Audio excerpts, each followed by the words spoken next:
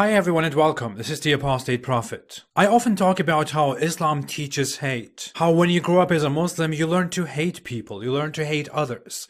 You learn to hate non-Muslims and specific religious groups. But I have this memory that I never forget, and I recently tweeted about it. It was when I was in second grade or so. I don't exactly remember what grade it was. Over the weekend, we went to a gathering, to an Islamic gathering, and there I learned that in the future, maybe, possibly in the near future, we Muslims would fight the Jews, and they would hide behind stones and trees. And we Muslims would kill the Jews until the stones and trees say, "Oh Muslim, there is a Jew behind me, come and kill him." But there is one specific tree known as the Gargat tree, and the Jews hide behind that tree, and the tree does not betray them. Let's just put aside how ridiculous it sounds that trees and stones are talking. And obviously Muhammad spoke those words for a very primitive audience back in the 7th century, because people don't need to hide behind stones and trees anymore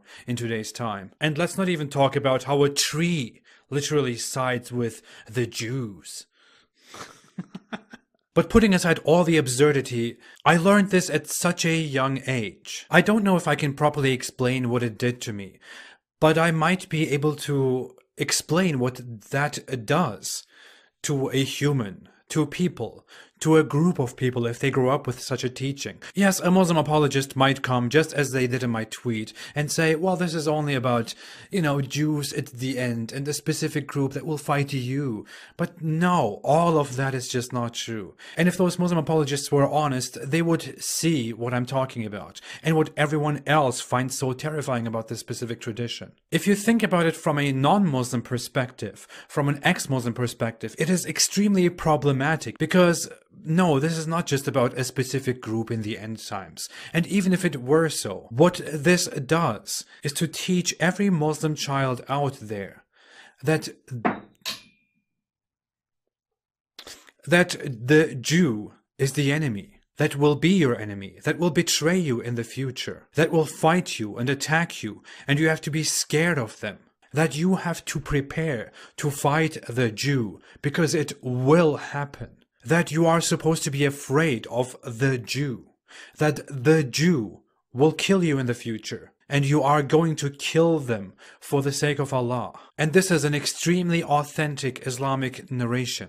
Abu Hurairah reported that Allah's Messenger said, "The last hour would not come unless the Muslims will fight against the Jews, and the Muslims would kill them until the Jews would hide themselves behind a stone or a tree, and the stone or a tree would say, 'Muslim, or the servant of Allah, there is a Jew behind me, come and kill him.' But the tree Gargat would not say, for it is a tree of the Jews."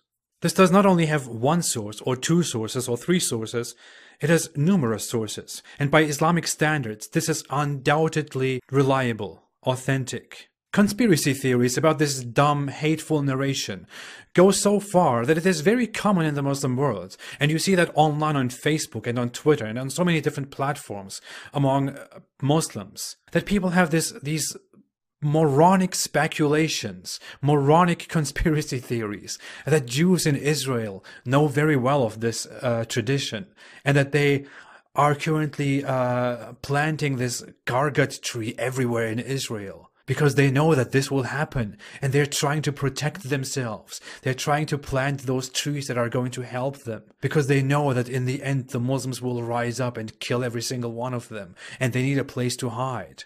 I'm not making this up. This is a very, very common, idiotic theory in the Muslim world. This is so well known that a channel that goes around in Israel asking people questions even picked up this question and asked the people if they are planting the Gargat tree. Of course, the Jews in the streets had no clue what he's talking about.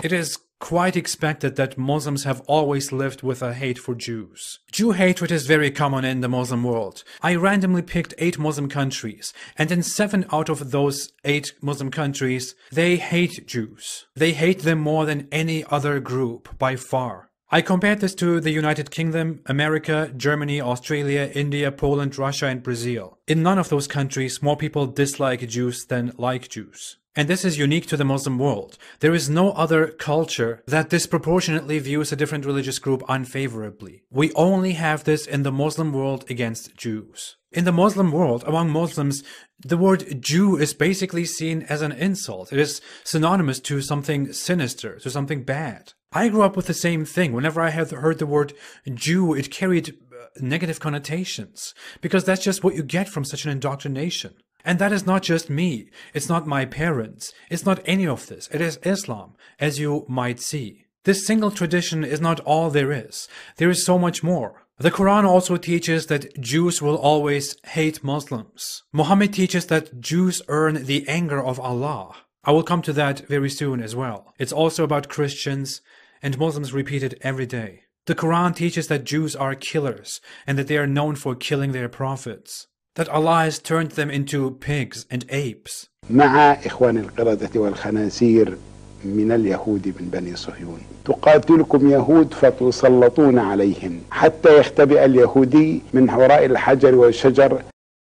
Israel is often mentioned in relation to this prophecy. Many Muslims think that it will be in relation to this specific conflict, that the conflict will end in Muslims fighting and killing all the Jews. And the fact that Muslims all around the world who have nothing to do with Arabs care so much about the Israel-Palestine conflict also has to do with the Islamic Jew hatred. There are so many conflicts in this world of the same nature that Muslims never have given the same reaction to. Conflicts where Muslims have been massacred. These are conflicts that Muslims today still don't care about, while they are all so focused on Israel and the Palestinians. When I came out of Islam, I didn't immediately let go of my anti-Semitic indoctrination. It was still there, and I was interested in conspiracy theories. I am glad that I gave myself the chance to actually think about things from a proper, original point of view and make up my own mind rationally.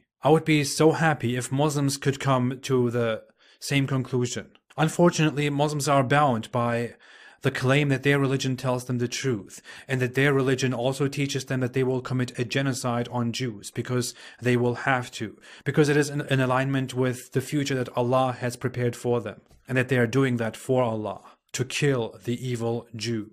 How about we stop hating Jews? How about we stop believing in Islam, and then we will stop hating Jews? But I will talk more about this and give you reasons for both. For now, thanks for watching. Most of my videos are not monetized, so you can watch them without ads. If you want to support me and what I'm doing, you can support me on Patreon. Thank you all so much. I will be back very soon. Have a great day and stay away from Islam.